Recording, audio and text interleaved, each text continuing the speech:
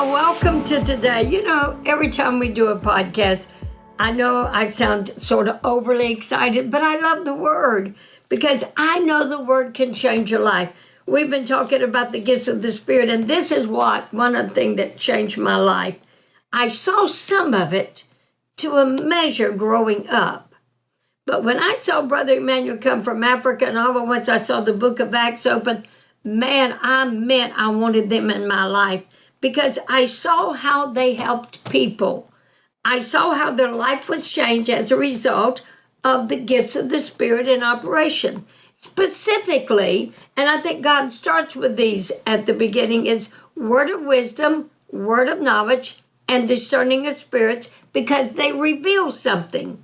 Now, what's amazing to me, though, is when I think about discerning of spirits, it's seeing into the spirit world. There's a little bit of difference than those two other gifts. Word of wisdom, word of knowledge. Now, the gift of the Spirit can operate like discerning, but you discern it through word of knowledge. So we're dealing with word of knowledge and word of wisdom. We dealt with Saul. We dealt with how he really became Paul. We dealt with how God told Ananias exactly where he was, which was present. He already knew about his past, but God said he's praying, that's past and present. Then God told Ananias how God was going to use Saul in the future, or shall I say, the Apostle Paul in the future. So the gifts sometimes just can overlap a little bit, but I think some that it seems to me so life-changing that you see, I'll say it this way, you see more lives instantly change with these two gifts in operation. So we dealt with the Apostle Paul and the conversion. So let's go to Acts chapter 10 right now, and let's go down here where it says, on the morrow, as they went on their journey and drew nigh into the city, Peter went up upon the housetop to pray about the 6th hour. So I tell people, one pastor said, but I don't have many people in my congregation. And I said, haven't you read here in Acts chapter 10? Peter, the gift operated in Peter's life while he prays. And so I tell people, use your prayer time.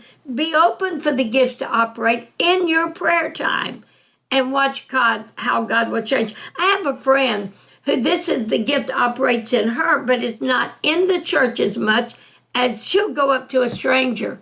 I was at a restaurant one time and she went up to this man and told him, she said, I have a word from God for you. You have a praying mother and your mother is praying for you. And just talk to him about his mother praying. And I'm sitting there and that man begins to cry. God specifically spoke to him. I don't know why people think it has to be in a church because it doesn't. It just needs to be in our life. And he became very hungry and would have eaten, but while they made ready, he fell into a trance. And so heaven opened, and a certain vessel descending unto him as it had been a great sheet knit at the four corners and let down to the earth. Now, I'm not going to go to the vision that he saw because I want to move ahead. But let's see what it says, verse 15. Well, God told him to eat, and Peter said, not so, Lord. Now, verse 17. Now, while Peter doubted in himself what this vision when he had seen what it meant, behold, the men which were sent from Cornelius had made an inquiry for Simon's house and stood before the gate, and called and asked whether Simon, which was surnamed Peter, was lodged there. Now Cornelius heard from God, and he sent those men. And Peter thought on the vision. The Spirit said unto him, behold, 3 men seek thee. So that's present. 3 men seek thee. Arise, therefore, and get thee down, and go with them. Doubting nothing. That's future, what he wants him to do in the future. For I have sent them. Then Peter went down to the men which were sent unto him from Cornelius, and said, behold, I am he whom you seek. What is the cause? Wherefore are you come? And they said, Cornelius the centurion, a just man, and one that fears God, and of a good report among all nations of the Jews, was warned from God by a holy angel to send for thee unto his house and to hear the words of thee. So you see an angel bringing the words to Cornelius what to do. word of knowledge, word of wisdom can operate in dream form, can operate in vision form, can really be like a trance, or it can be an angel bringing you a message. Then called he them in and lodged them. And on the next day Peter went with them, and certain brethren from Joppa accompanied him.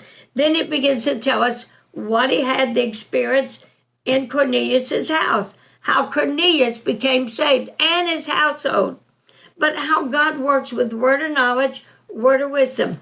He worked with a man that was right with God to help a man that was seeking God.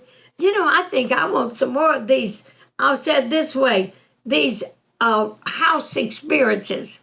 I want to see more people not just concentrate on the gifts operating in the church, but concentrate on knocking on your door and God saying, I sent those men. And you have a message from God to a house or to a person at a house. We've got to lose the mentality that it's only going to be in church, that's the only place the gifts are going to operate. No, the church is part of it, but it's not the only place. When I go with my friend, we go someplace, I never know. She had her husband drive her one time, turn down this street, turn down that street, park in front of this car, I'm going to that house. She knew nobody in that house except God directed her. The woman opened the door and she told her, God sent me here, and described what was going on in her house specific. Now, what if she only thought the gifts would operate in the church? That woman would not have been ministered to. So why don't you start that way? People say, well, how do I know? Start where it's either right or it's wrong. The Bible says you have your spiritual senses exercised to discern good and evil by reason of use. When it comes to some of the other gifts, when I saw people do maybe prophecy or tongues and interpretation in a church, I felt like I'd already picked it up and I listened to what they said. Did that fit in? Not word for word, but I'll say it this way, did the paragraph basically say exactly what I was getting from God?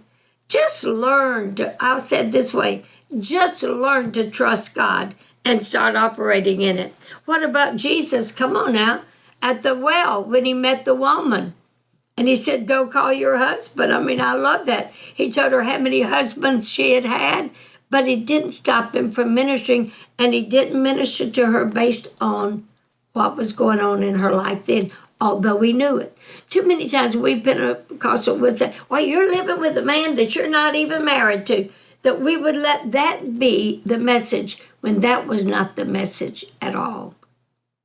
So you never give a message based on what you see or based on what you hear, because that might not be why God has sent you.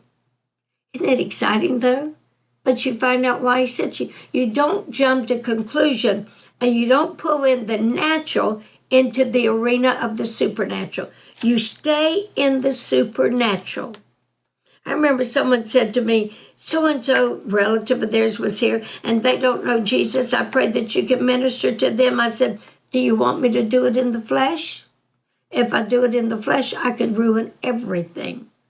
What you just said to me has now silenced me on being able to minister to them, because it's harder now to discern what the voice of God is and what your voice is.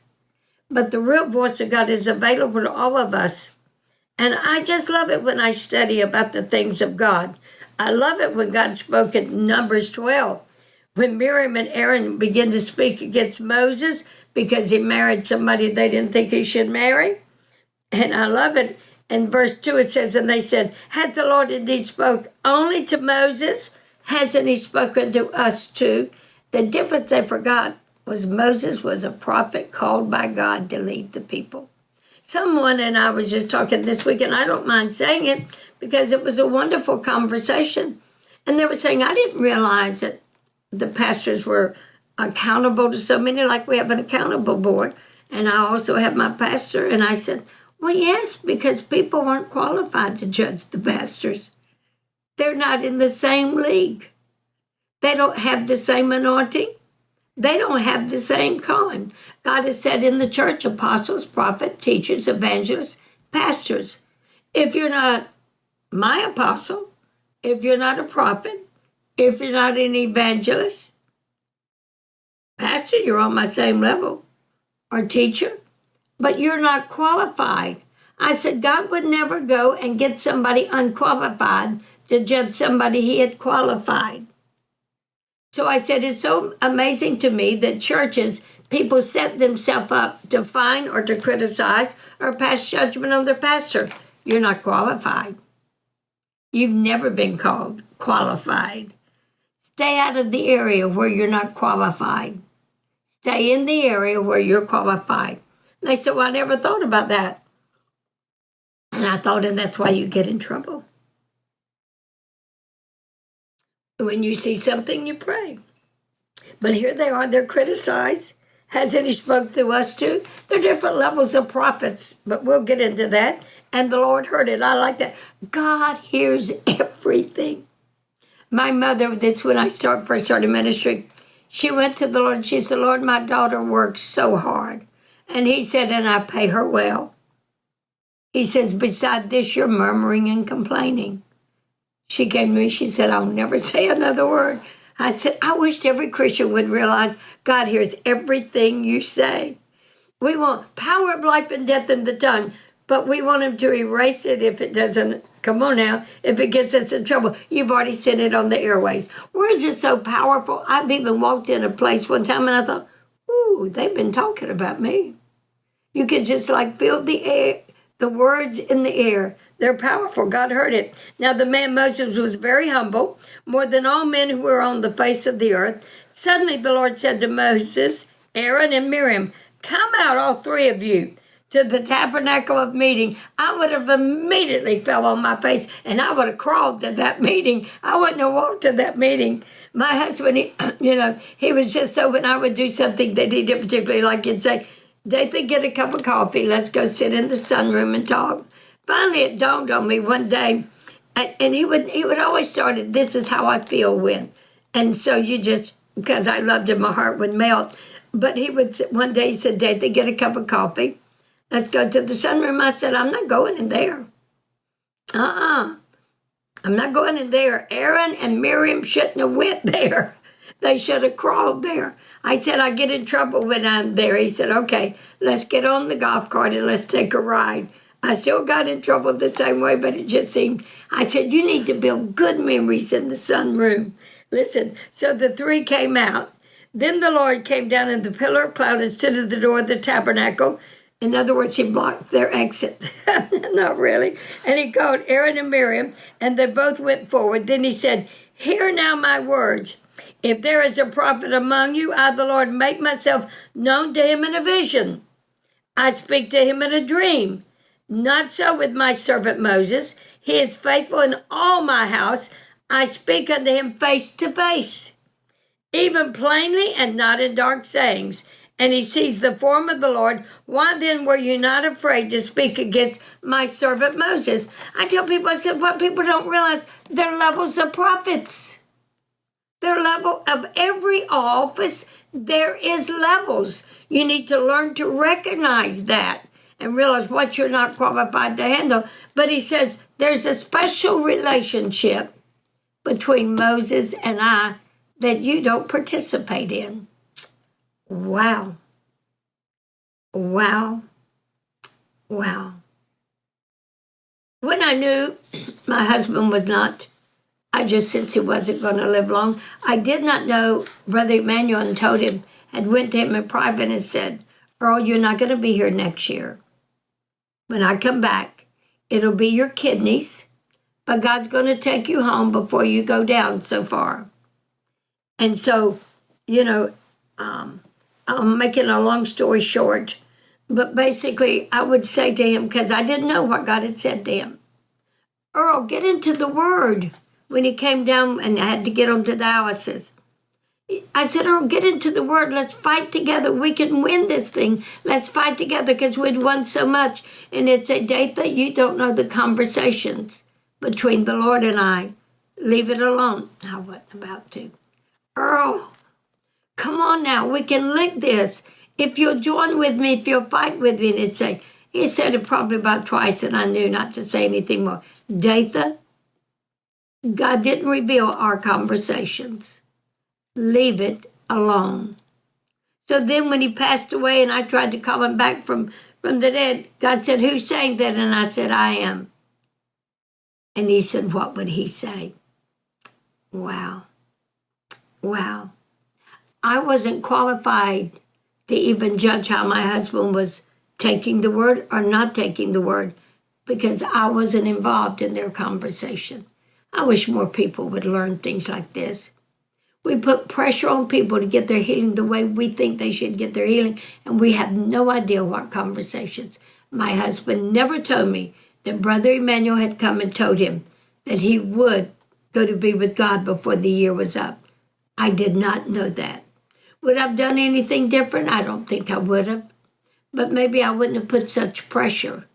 So when the Lord said that, I sat by the bed, and I said, God, do what is best for him. This is why we need those gifts of the Spirit. Brother Emmanuel, hearing that from God, revealing it to Earl, gave him peace. His last year was full of peace. We need the gifts of the Spirit so we know when to fight and when to pull back. I love the gifts of the Spirit.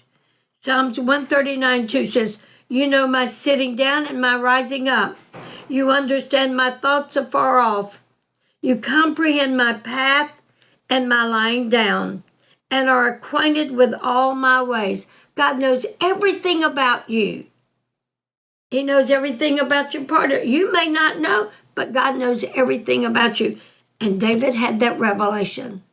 God thinks about me all the time. He's planned my life up, and he knows when I get up, and he knows when I sit down. I said this way, he knows when you're good, he knows when you're bad. He knows when you're talking faith and when you're talking doubt and unbelief. Other people might not hear, but God hears every word. You have power of life and death in the tongue. Let me read this. 1 Samuel chapter 10:22. This is when Samuel went to anoint Saul, and they couldn't find him. Therefore they inquired of the Lord further, if the man should yet come thither. And the Lord answered, behold, he has hid himself among the stuff. I like that. He's hid himself among the stuff. I tell people, can I just tell you this? I tell people, I said, when they're believing God for a mate, don't try to go find a mate. God knows how to bring one. I have a lady who worked on my staff is going to be with God. And we teach her because she lived in the tape room. And so they said, her name was Chrissy. I said, Chrissy, do you think God's going to drop a man from the sky into the tape room? She said, if it's a man for me, he will. That's exactly what he did. He had a single man he wanted to work in the tape room and learn all that. He didn't do that because he was interested in her, but then being together, they fell in love and got married. God knows everything about you. Don't worry about setting yourself up for anything. The promotion, I'll say it this way, even spiritually, promotion belongs to God. Don't try to know the right people at the right time. I said this way, don't butter up. Let God promote you. I just hate when I see people doing that. Because I say, if self puts you there, self will have to keep you. The reason why I've always said nobody has ever intimidated me who was on the staff, who came, or anything else, because I always knew I didn't put myself in this position, and what gives me nobody can take. So I just saw them as someone as a co-worker, loving for God, did not want to think bad. Are you listening to me? But I was very secure in my position. I still am very secure in my position because it's what the conversation on my knees with my Father is what has got me there. Wherever you are, your prayer has got you there. If you feel you're destined to go to a higher level, get it with prayer. Get it with prayer. But be true to God. Well, I pray this has blessed you today. You're learning some tidbits that you don't always find in the book, but you're finding out from many people that I've studied behind what I've learned from them as well. God bless you. See you next time.